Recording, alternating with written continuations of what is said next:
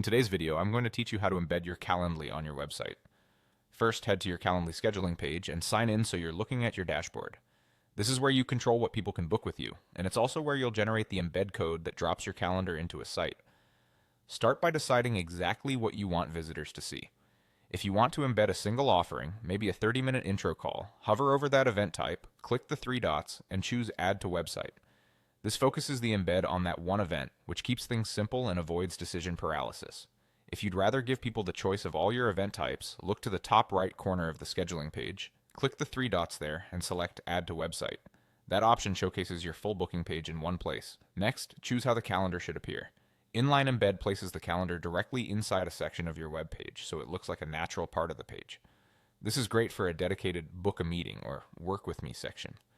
Pop-up widget adds a small floating button, usually in a corner, that says something like Schedule Time with Me. When visitors click it, your calendar opens in a pop-up window, keeping your page clean until someone is ready to book. Pop-up text lets you hyperlink a piece of text, such as Book a Meeting, and that link opens the calendar in a pop-up. It's ideal if you want booking to feel lightweight and tucked into your content. You can optionally customize the look and behavior. Depending on your plan, you may be able to hide event details, switch color accents to match your brand, or fine-tune how the pop-up behaves. Keep accessibility in mind here. Choose colors with good contrast and clear, readable text. Calendly typically shows a live preview as you adjust settings, so take a moment to confirm that the spacing and branding feel right. If your organization uses strict brand guidelines, jot down the exact hex colors before you start. When everything looks the way you want, select Copy Code. This places a small snippet of code on your clipboard that's ready to use. Hold onto it for your web editor or developer and keep a note of which option you chose: inline, pop-up widget, or pop-up text, so you place it appropriately later.